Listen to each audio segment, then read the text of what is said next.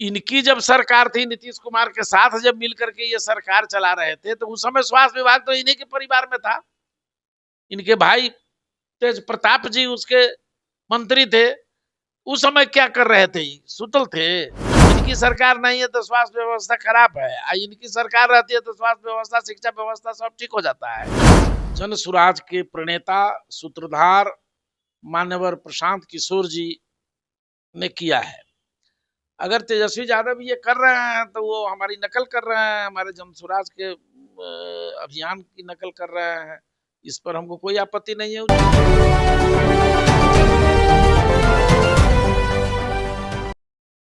नमस्कार, स्वराज पोस्ट में आपका स्वागत है। मैं वेद सिंह। आज नेता प्रतिपक्ष तेजस्वी यादव ने एक प्रेस कॉन्फ्रेंस का आयोजन किया, जिसमें उन्होंने साफ तौर पर डिजिटल पोर्टल उन्होंने लॉन्च किया और उन्होंने बिहार वासियों से अपील कर दी कि 20 साल से जिनका सत्ता अभी बिहार में चल रहा है, सरकार को बदलने में आरजेडी का समर्थन करें, उस डिजिटल प्लेटफॉर्म से जुड़ें। यानी कि उन्होंने बिहार की जनता से अपील कर दिया। वहीं साथ साथ आज तेजस्वी यादव ने बिहार में स्वास्थ्य व्यवस्था के ऊपर कई सवाल खड़े कर दिए हैं। यहां तक कि नेता प्रतिपक्ष तेजस्वी यादव खुद निकलेंगे अब छापा मारने के लिए बड़े बड़े अस्पतालों में। इन्हीं सब तमाम मुद्दों पर बातचीत करने के लिए अभी हमारे साथ मौजूद हैं जन सुराज के प्रदेश प्रवक्ता संजय ठाकुर जी। पहले तो स्वागत है सर आपका हमारे चैनल पे। धन्यवाद आपका भी, आपकी पूरी टीम को और आपके तमाम श्रोताओं को जनसुराज परिवार की ओर से हार्दिक अभिनंदन, शुभकामनाएं। आज नेता प्रतिपक्ष तेजस्वी यादव ने बाकायदा प्रेस कॉन्फ्रेंस किया। उन्होंने एक डिजिटल पोर्टल का लॉन्चिंग किया और कहा है कि जो 20 साल से जो मौजूदा सरकार है उसको बदलने में लोग बिहार वासियों से उन्होंने अपील कर दिया है कि उस डिजिटल पोर्टल के थ्रू आरजेडी से लोग जुड़े। कैसे देख रहे हैं इसे? देखिए, सारे लोग जानते हैं कि डिजिटल प्लेटफॉर्म को ताकत देने का काम जन सुराज के प्रणेता, सूत्रधार मान्यवर प्रशांत किशोर जी ने किया है। अगर तेजस्वी यादव ये कर रहे हैं तो वो हमारी नकल कर रहे हैं, हमारे जन सुराज के अभियान की नकल कर रहे हैं। इस पर हमको कोई आपत्ति नहीं है। जितना डिजिटल प्लेटफॉर्म खोले, उनको तो पहले ये उस डिजिटल प्लेटफॉर्म पर ये बताना चाहिए कि 15 साल जो उनके पिताजी या उनके माताजी का जंगल राज था, उसके संबंध में ही बिहार की जनता को क्या कहना चाहते हैं, पहले ये स्पष्ट करें। दूसरा जो आपका सवाल है, जो अस्पताल पर ये प्रेस कॉन्फ्रेंस किए हैं स्वास्थ्य व्यवस्था पर, इन्होंने साफ तौर पर कहा है कि अब वो छापा मारने के लिए निकलेंगे बड़े बड़े अस्पतालों में। तेजस्वी यादव, ये कहावत है देहात में हम लोगों के यहाँ, जो बड़बड़ गेलन तक गजऊ एलन। जब सरकार फेलियोर है, भूमिका ईमानदारी से निभा ही नहीं रहे हैं, तो ये छापे मार के क्या करेंगे? ये सब बड़बोलापन है। इनकी जब सरकार थी, नीतीश कुमार के साथ जब मिल करके ये सरकार चला रहे थे, तो उस समय स्वास्थ्य विभाग तो इन्हीं के परिवार में था।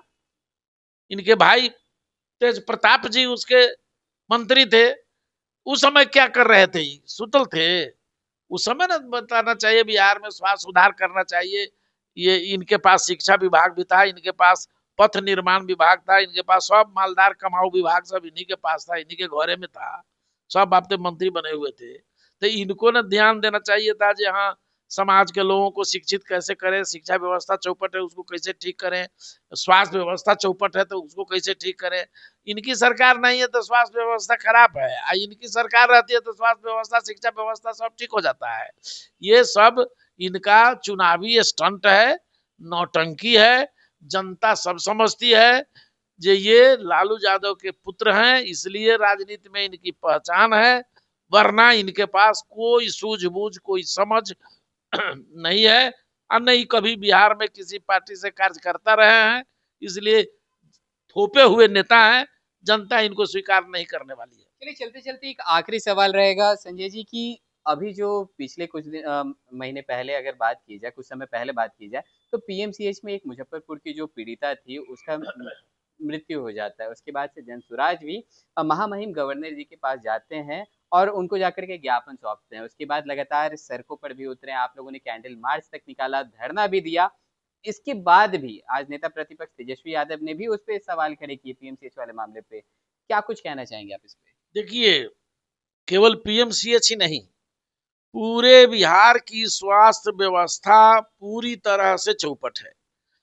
चूंकि बार बार मंगल पांडे ही इस विभाग के मंत्री बनाए गए हैं, रहे हैं। 20 वर्षों से नीतीश और भारतीय जनता पार्टी के गठजोड़ की सरकार है। बीच बीच में राजद में भी सरकार में आने का मौका मैसर हुआ। तो स्वास्थ्य व्यवस्था को सबसे ज्यादा चौपट करने का काम मंगल पांडे जी की रहनुमाई में उनके एडमिनिस्ट्रेशन के लोगों ने किया है। पीएमसीएच में तो नंगा नृत्य होता है, आज भी होता है। आपको मालूम है, जो अस्पताल, कई अस्पताल पटना में ऐसे सरकारी अस्पताल है जहां मरीज सो बेड पर चूहा जाके अंगुली काट ले रहा है। यही तो स्वास्थ्य है। दूसरी बात कि जो ठाकुर, कोई आईएस ठाकुर सुपरिटेंडेंट है, आईएस ठाकुर से मंत्री जी ने अभी तक क्यों नहीं सवाल किया है कि 914.40 करोड़ रुपया की हेरा फेरी टेंडर में करके हेरा फेरी की गई है। ये मामला क्या है, इसकी जांच क्यों नहीं कराई गई? सामान खरीदने, सामग्री खरीदने के नाम पर बहुत सारा खेला हो रहा है, उस पर क्यों नहीं जांच हो रही है? दवाई खरीदने वाले, दवाई आपूर्ति करने वाले इतने बड़े बड़े ठेकेदार हो गए हुए हैं, जो किसी अधिकारी के पुत्र हैं या किसी मंत्री के संबंधी हैं, उनकी जांच क्यों नहीं हो रही है? किस अस्पताल में दवाई है साहब? अभी जो विश्व स्वास्थ्य संगठन ने बिहार सरकार पर, स्वास्थ्य विभाग पर जो रिपोर्ट जारी किया है, उस रिपोर्ट में 70% ऐसे अस्पताल हैं जहां कर्मचारियों का घोर अभाव है।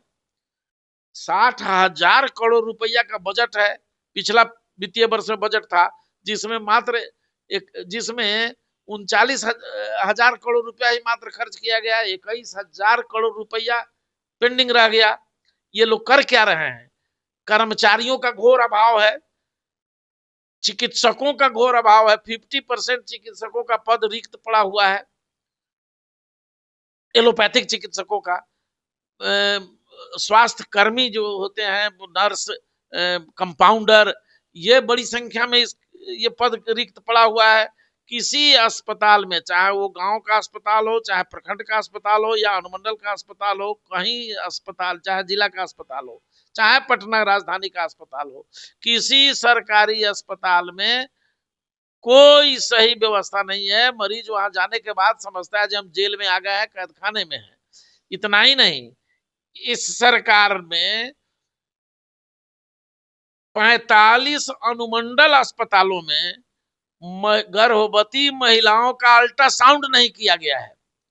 सरकार का नियम है कि सभी गर्भवती महिलाओं का अल्ट्रासाउंड करा के जांच कराई जाएगी कि उसके पेट में जो बच्चा भ्रूण डेवलप कर रहा है वो सुरक्षित है कि नहीं, स्वस्थ है कि नहीं, उसमें कोई प्रॉब्लम तो नहीं है। अल्ट्रासाउंड करा के देखा जाता है, उसका उपचार किया जाता है और उसके स्वस्थ जीवन की कामना करते हुए दवाइयों का इंतजाम दिया जाता है। ये काम बिहार सरकार द्वारा नहीं कराया जा रहा है। कहता है नीतीश कुमार, झूठ बोलते हैं जो हम महिलाओं के इतने बड़े हित चिंतक हैं। ये ईमानदारी के पुरोधा हैं और इनके यहाँ सारे भ्रष्टाचारी अफसरों का जमावड़ा है। अभी अभी आपने देखा होगा, दीपक कुमार जी मुख्य सचिव थे, उसके बाद आज रिटायर करते हैं, और 22 को 28 मार्च 22 को रिटायर करते हैं, 28 फरवरी 22 को, 1 मार्च 23 से हो जाते हैं मुख्यमंत्री के प्रधान सचिव। आज तक उस पद पर बने हुए हैं और अपनी पत्नी को उन्होंने महिला आयोग का सदस्य बनवा दिया, नाम बदल के। मतलब पति का नाम होना चाहिए तो पिता का नाम लिख करके बनवा दिया।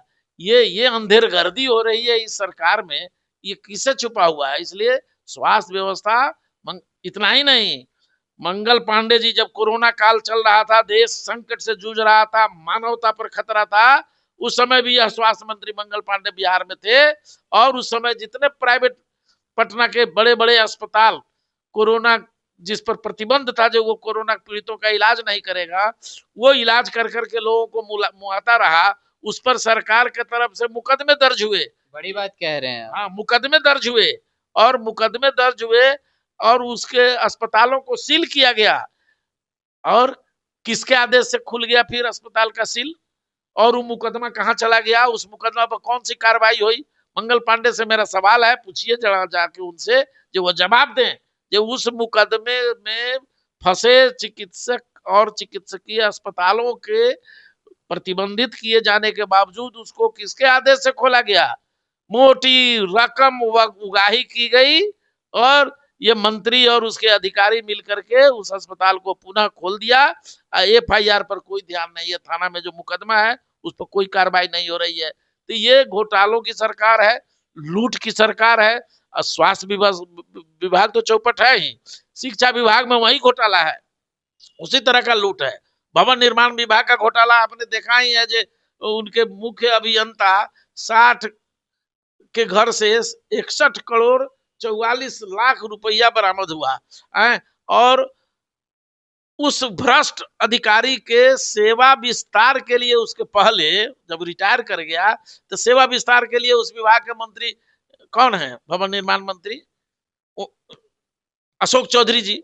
अशोक चौधरी जी ने अनुशंसा की, जे इनके ये बहुत अच्छे अधिकारी हैं, ये रिटायर कर गए हैं, इसलिए इनका एक्सटेंशन कर किया जाए, विभाग में इनकी बड़ी आवश्यकता है। इतने बड़े महाचोर की बड़ी आवश्यकता है विभाग में, ये मंत्री लिखते हैं अनुशंसा में, और उसको सेवा विस्तार दिया जाता है। सेवा विस्तार नहीं दिया जाता है, उस विभाग का प्रबंधक भी बनाया जाता है। ये इतनी बड़ी कृपा मंत्री जी की उस पर कैसे हुई? बिना लेन देन का ये सब कारबार है। नीतीश कुमार की भी उस पर कृपा बनी हुई है। तो ये नीतीश कुमार के नवरत्न है संजीव हंस, चाहे जितना घोटालाबाज अधिकारी है, ये जिस तरह से अकबर के दरबार में नवरत्न होता था, उसी तरह से नीतीश बाबू के दरबार में सब नवरत्न काबिज है। अब फेरा फेरी लूटने में सब मस्त है। चलिए बहुत बहुत धन्यवाद। तो जैसे कि आप सुन रहे थे, हमारे साथ मौजूद थे जनसुराज के प्रदेश प्रवक्ता संजय ठाकुर जी। इन्होंने साफ तौर पर तेजस्वी यादव से लेकर के मौजूदा सरकार के ऊपर सवाल खड़े कर दिए। इन्होंने साफ तौर पर कहा है कि ना सिर्फ स्वास्थ्य विभाग, यहाँ तक कि शिक्षा विभाग में भी कई बड़े ऐसे कारनामे किए जा रहे हैं, जिसका पर्दाफाश जो है बाद में चल करके जनसुराज जो है वो करने वाली है।